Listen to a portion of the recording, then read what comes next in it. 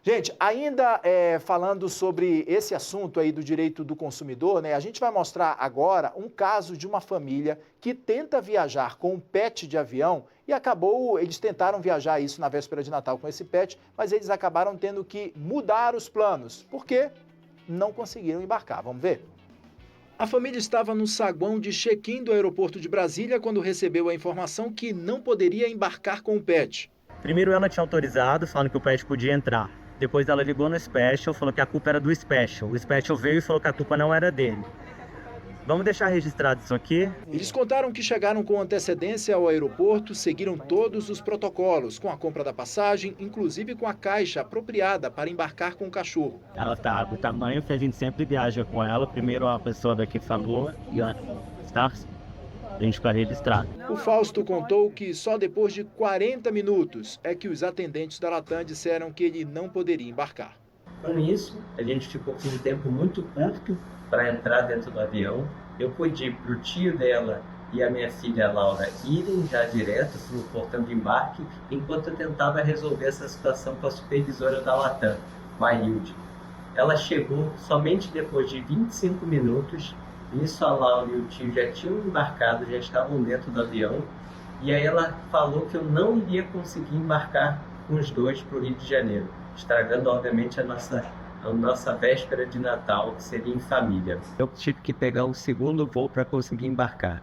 E no final da história, a nossa cachorra, a nossa cadelinha, não conseguiu embarcar com a gente. Isso daí foi uma total desorganização da Latam, porque a passagem tinha sido comprada para mesmo. A caixa de transporte a gente já tinha nos tamanhos que eram regulados pela Latam. Inclusive a gente mostrou a cadela dentro da caixinha. Alguns funcionários tinham autorizado a saída da cachorrinha junto com a gente, mas outros não. Então não existe, na verdade, uma regra formal. E aí, né, como é que fica a situação, então, do consumidor nesse caso? Claro que a gente vai aproveitar a oportunidade que a gente tem aqui com o diretor do Procon e já a gente vai falar sobre isso. Mas a gente precisa, antes disso, trazer o posicionamento da companhia aérea, tá? A Latam explicou o seguinte, que o cliente, Fausto, né, teve o embarque do pet negado por não ter apresentado o atestado de saúde veterinária no momento do check-in, além de o tamanho da caixa também estar fora do padrão aceito pela companhia aérea Latam. Né, que informou ainda que o passageiro foi acomodado em um outro voo seguinte, ainda na mesma data, na véspera de Natal.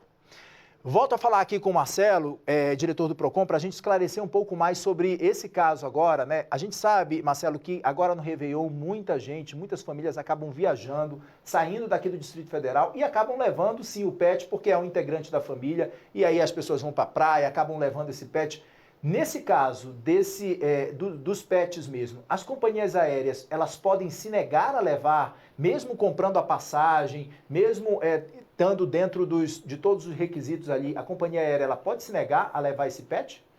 Pode, Kenzo. Infelizmente, sim. Por meio de uma portaria que foi editada pela ANAC, né, Agência Nacional de Aviação Civil, em agosto do ano passado, as empresas têm a possibilidade de negar o transporte aéreo daquele pet no momento do embarque, né? Então, surpreendendo ali o consumidor de última hora para embarcar com o seu pet. Agora, e por quê? Assim, afinal de contas, a gente, como consumidor, né, a gente fica indignado diante de uma situação como essa. Porque se você compra passagem, que não é barata, compra a passagem do seu pet, né? Compra essa caixa para poder armazenar o seu pet, que também não é barata. Você fica numa situação de extrema vulnerabilidade nas mãos de uma companhia que pode chegar no check-in de embarque e falar para você, então assim, aí você vai atrás de um atestado médico, né, para que o seu cachorro mostre que seu cachorro está com uma saúde em dia ali para poder embarcar, e mesmo assim, com todos esses critérios, a companhia pode se recusar a levar esse animal e deixar a família em maus lençóis diante de uma situação como essa, né? Não há outra possibilidade, é isso mesmo, essa portaria é permissiva em relação a isso e não há outro critério, assim, por que as companhias, elas têm alguns critérios que elas podem se recusar de fato a levar esse pet, então? Isso, essa portaria ela disciplina, né, todo o regramento do transporte aéreo dos pets, né, e ela pode, sim, ela tem elenca ali alguns motivos, né, como o tipo da aeronave, o espaço interno da cabine e questões relativas à segurança das operações aéreas. Então, por essas razões, a companhia realmente pode se negar a transportar o pet. O mais difícil do consumidor é isso, como você bem falou, a gente fica na mão dessas companhias aéreas porque ela vende a passagem aérea, tanto do passageiro e do seu pet, e no momento do embarque simplesmente ela pode negar. Mas aí também abre-se algumas possibilidades para o consumidor, que seria ele poder ser realocado em outro voo de uma companhia aérea parceira, ou ter o reembolso integral de todo o valor pago, ou então a companhia aérea pode ainda oferecer